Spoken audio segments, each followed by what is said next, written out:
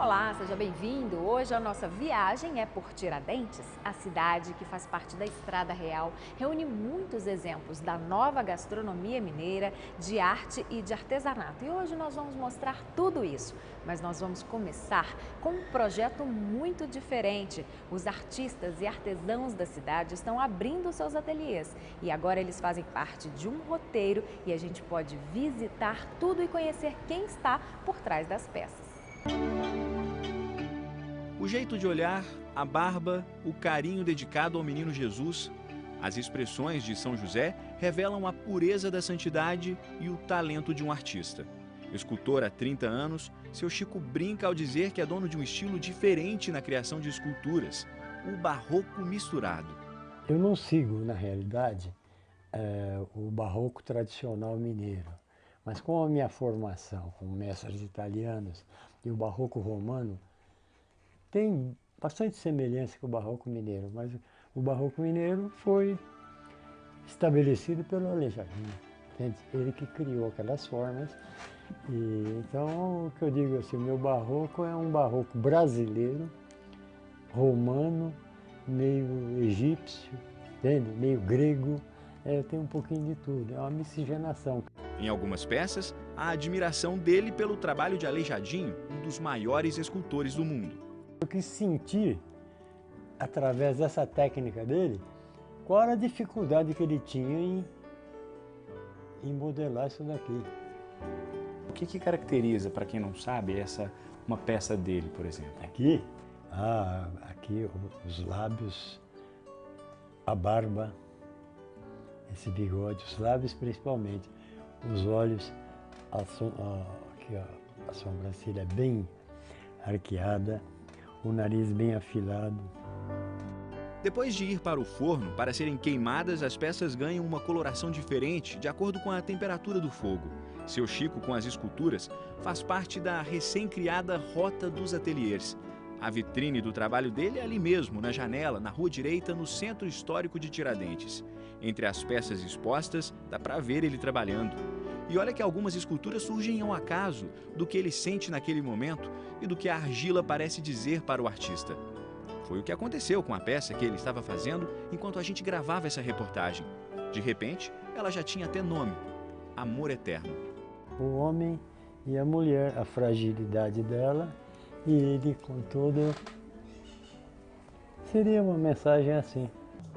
Ao explorar a Rota dos Ateliês, a gente segue por Tiradentes e descobre que o que parece ser uma loja de móveis é uma fábrica de histórias, comandada por um artista que acredita que madeira tem passado, presente e futuro, e por isso, muita coisa para contar. Essa mesinha tem uma história que é a mesinha de início de conversa. Porque é uma mesa que você tem histórias para contar sobre ela, não é só uma mesa. Ela é uma mesa que foi feita com um carinho especial, a gente colocou ela em 2 níveis para que a pessoa possa adequá-la ao seu espaço. Era uma árvore que foi encontrada na zona rural e aí há uma história se ela foi ou não foi abatida por um raio. A história que foi contada foi essa, me mandaram fotos do sul dizendo que essa árvore tinha sido encontrada no meio de um pasto, a pessoa queria vender. Me perguntou a melhor forma de aproveitamento e aí eu indiquei essa forma assim, cortá-la em fatias para que fosse aproveitada dessa maneira. Né? Ou seja, começou a nossa conversa, né? Começou a nossa conversa. Às vezes aquela conversa que às vezes pode ser dura na sala de casa quando você recebe uma visita, tá aí. Tem uma história. Marco trabalha com madeiras de demolição. É o tipo de artista que prioriza e até realça as imperfeições da madeira para preservar tudo que ela viveu. Cada peça sua tem uma história, né? E aqui nós temos 2 peças, 2 histórias. 2 histórias, sem dúvida. A primeira história, que é bastante interessante, é que esse aparador, que eu fiz dele um aparador, isso era parte de um assoalho de uma ponte. Aqui tem os sinais dos pregos antigos aqui, isso veio de Mato Grosso para mim, veio a ponte toda.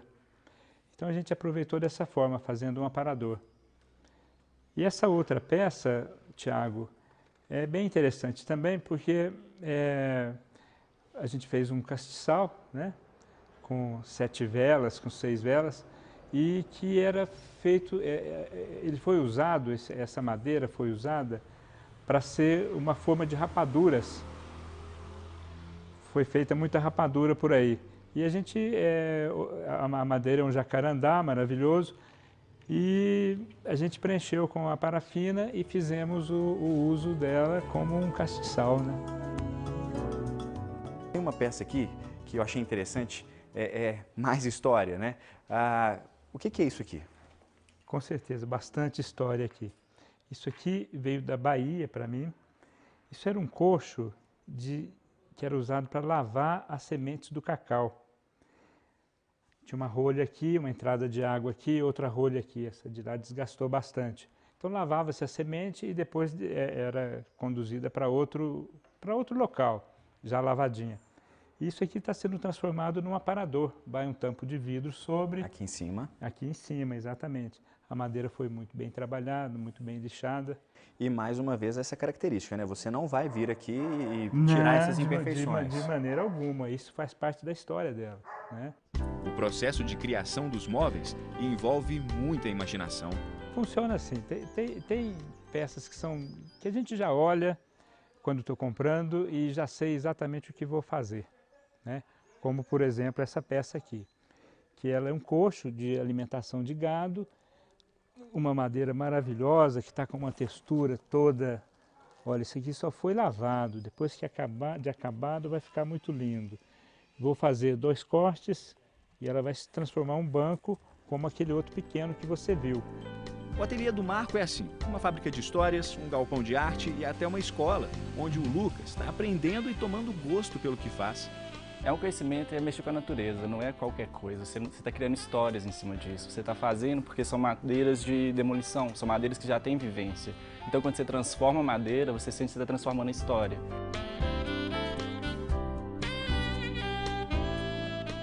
Seguindo a rota, a gente conheceu a Débora, apaixonada por crianças e especialista em transformar lixo em marionetes. No ateliê dela, a filosofia é do lixo aos palcos. Na verdade, dá importância a essas figuras que nascem do lixo, né? Vamos chamar de lixo, desse material desperdiçado, né?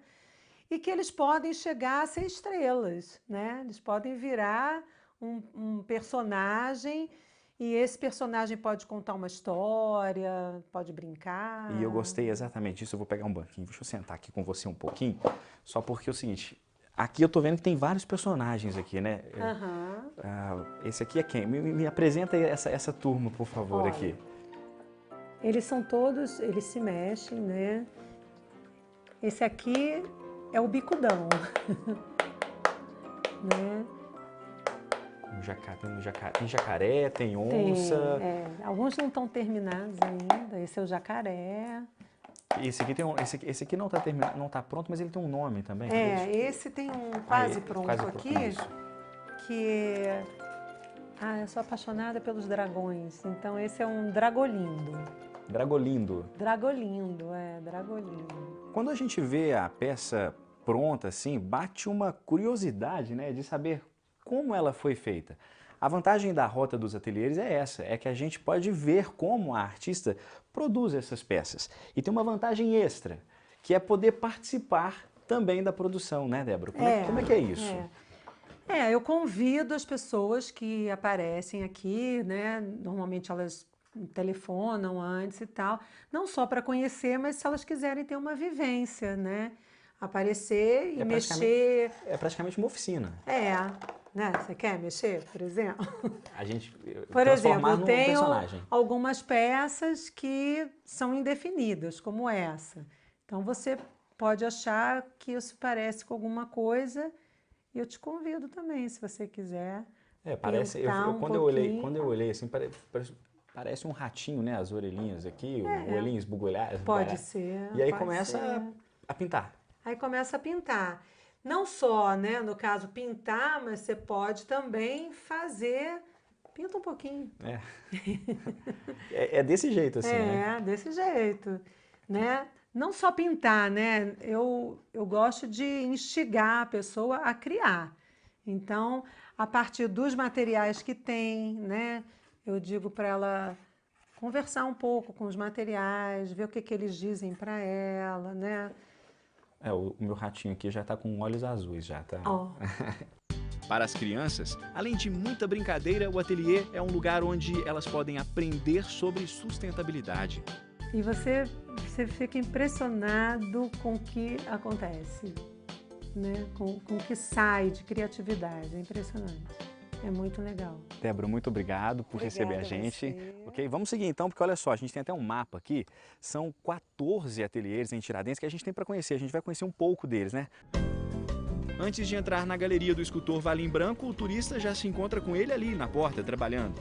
As madeiras que utiliza são nobres, recuperadas de imóveis que foram demolidos. A peça que ainda está sendo feita e todas as outras já prontas seguem uma ideia, uma fórmula matemática conhecida como curva de Möbius. Essa é a forma clássica da curva de Möbius, essa peça aqui, né? Então, ela é conhecida na matemática como superfície única de Möbius. Você percorre toda a superfície numa única superfície e também numa única borda. Tem toda uma fórmula matemática para se fazer essa Tem todo forma. um cálculo, né, uma equação, né? Então essa é a forma clássica da curva de Möbius.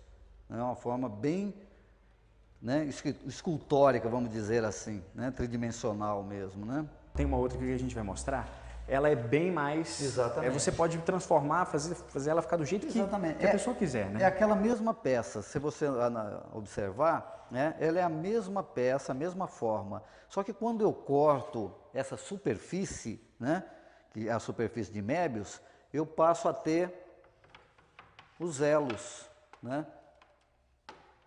Ela solta, aqui tem 3 cortes. Então, 3 cortes, 3 elos. Uma peça dessa, ela não tem uma posição só, né? Então eu posso interagir com essa peça. Aqui a gente tem 2 exemplares que chamam a atenção, né? Primeiro aqui, o jacarandá preto e essa aqui... Pau-brasil, né? Que são 2 madeiras raras, todas são raras. Essas eu acredito que é um pouco mais, porque foi muito explorada durante uma boa época. Muita dessas madeiras também foi mandada para fora do Brasil. Valim Branco, Seu Chico, Débora e Marco representam apenas uma parte de uma rota riquíssima do artesanato de Tiradentes. A ideia também não é parar nos 14 ou 15 artistas. É aumentar a rota. É aumentar a rota, exatamente. É trazer, porque tem muita gente ainda. Nós já convidamos e aos poucos vai entrando mais gente. E a ideia não é parar nos 15, é ampliar isso. Ou seja, a rota pode ser ainda maior e é caminho obrigatório para quem vem em Tiradentes. Exatamente, é o que nós queremos oferecer para o visitante de Tiradentes, né? Tiradentes é uma cidade maravilhosa para morar e para visitar e ter essa opção de conhecer o artista no seu ambiente de trabalho.